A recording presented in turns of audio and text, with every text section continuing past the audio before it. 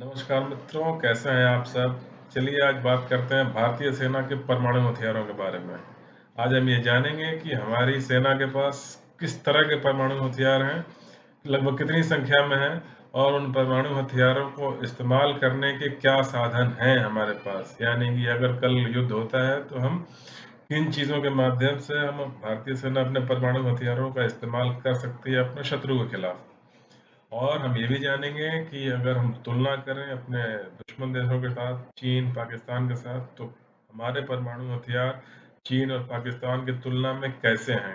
क्या उनसे कम है हमारे पास हथियार, या उनसे बेहतर हैं, या उनके बराबर हैं, या उनसे खराब हैं। तो सबसे पहले हम तुलना करते हैं, चलिए, भारत और पाकिस्तान के बीच, कि भारत और पाकिस्तान के बीच में परमाणु हथियार ज़्यादा किसके पास है और किस तरह के हैं, कौन से हथियार बेहतर है। क्या भारत के परमाणु हथियार पाकिस्तान से बेहतर है, या पाकिस्तान के परमाणु हथियार भारत से बेहतर है। संख्या किसके पास कितनी है, और उन परमाणु हथियारों को चलाने के लिए साधन किसके पास कितने हैं और कैसे हैं। यदि युद्ध होता है तो उस समय क्या हो सकता है, कौन किस पे भारी पड़ेगा। तो चलिए देखते हैं अगले स्लाइड में दोनों हथियार, भारत और पाकिस्तान के परमाणु हथियारों में कैसी तुलना है, किसके पास बेहतर हथियार है। तो मित्रों, जैसा कि आप अपने स्क्रीन पे इस समय देख पा रहे हैं, ये दो अलग-अलग तरह के एटम बॉम्ब के डिज़ाइन होते हैं जो कि भारत और पाकिस्तान की सेनाएं इस्तेमाल करती हैं। जो पहला आप देख रहे हैं, जिससे प्लूटोनियम 239 एटम बॉम्ब जो ऊपर है, वो इस तरह के शस्त्र, परमाणु शस्त्र भारतीय सेना इस्तेमाल करती है। जबकि नीचे वाला यूरेनियम 235 एटम बॉम्ब ये पाकिस्तान की सेना इस्तेमाल करती है। अब आप जानना चाहेंगे इन दोनों में अंतर क्या है। दोनों ही विनाशकारी होते हैं और दोनों की विनाशकारी शक्ति लगभग बराबर होती है। फिर भी भारत प्लूटोनियम क्यों इस्तेमाल करता है, प्लूटोनियम वाले एटम बम, उसका कारण ये है कि उतनी ही विनाशकारी शक्ति के लिए इस प्लूटोनियम एटम बम का वजन जो है वो लगभग 700 से 800 किलो तक हो सकता है। ये उतनी ही शक्ति है जितना कि हिरोशिमा नागासाकी में बम गिराए गए थे, उन्हीं के बराबर शक्ति उसमें इन बमों में है। तो उतनी ही शक्ति के लिए जो वजन होगा प्लूटोनियम 239 वाले एटम बम का, वो लगभग लगभग 700 से 800 किलो, 900 किलो तक का होता है, यानी 1000 किलो, 1 टन से कम। जबकि नीचे वाला जो यूरेनियम 235 वाला जो एटम बम है, इनमें उतनी ही विनाशकारी शक्ति के लिए जो बम होंगे, उनका वजन जो है वो 1 टन से ऊपर हो जाता है, यानी 1200 किलो, 1300 किलो, 1500 किलो तक का हो सकता है। अब इसमें आप कहेंगे कि भाई 1 टन से ऊपर हो गया तो क्या अंतर है। उसमें फायदा ये है कि जो 1 टन से ऊपर वाले बम हैं, जो पाकिस्तान इस्तेमाल करता है, यूरेनियम 235 वाला एटम बम, उन्हें ले जाने के लिए आपको लड़ाकू हवाई जहाज इस्तेमाल करने पड़ेंगे, क्योंकि मिसाइल 1 टन से ऊपर का वजन नहीं ले जाते। जबकि प्लूटोनियम 239 वाले एटम बम थोड़े हल्के होते हैं, शक्ति उतनी ही होती है, ये 800-900 किलो तक के हो सकते हैं, जो कि बड़ी आसानी से जो है मिसाइलों के ऊपर लगाए जा सकते हैं। तो भारत अपने परमाणु हथियार, अपने एटम बम मिसाइलों के द्वारा दुश्मन देश देश पर दाग सकता है। जबकि पाकिस्तान में अधिकतर जो एटम बम हैं वो यूरेनियम वाले हैं, जो कि 1 टन से ज़्यादा भारी होते हैं, और उस तरह के बम मिसाइलों के ऊपर नहीं लगाए जा सकते, क्योंकि मिसाइल 1 टन तक का ही वजन ले जाते हैं। जो उनकी शाहीन या गौरी या जो हमारी भी अग्नि, पृथ्वी, जो भी मिसाइलें हैं, वो 1 टन से ऊपर नहीं ले जाती वजन।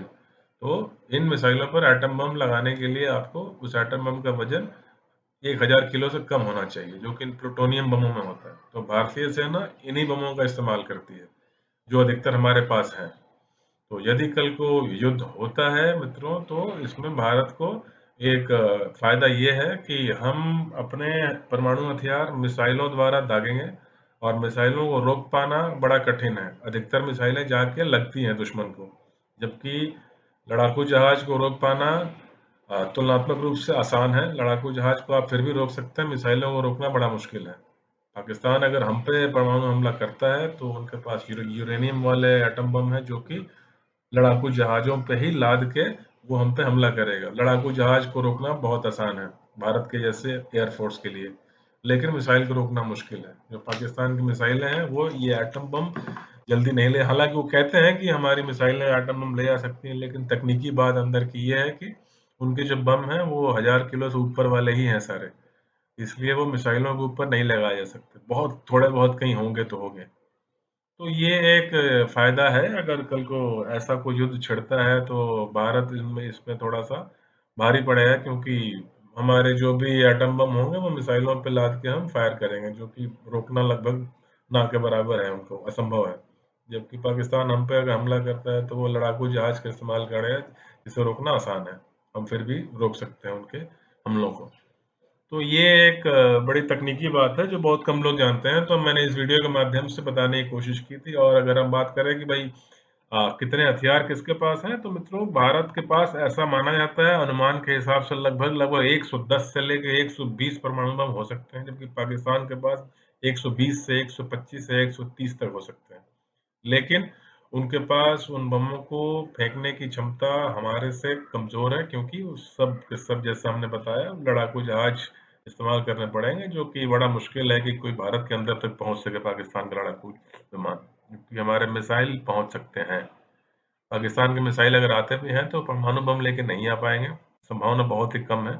नॉर्मल जो कन्वेंशनल में हथियार होते हैं वो आ सकते हैं। तो मित्रों अब चलिए इसके अगले स्लाइड में हम देखेंगे कि यदि युद्ध होता है तो भारत के पास कौन-कौन से आर्मी, नेवी और एयरफोर्स के 3 अलग-अलग माध्यम हैं इन परमाणु हथियारों को लॉन्च करने।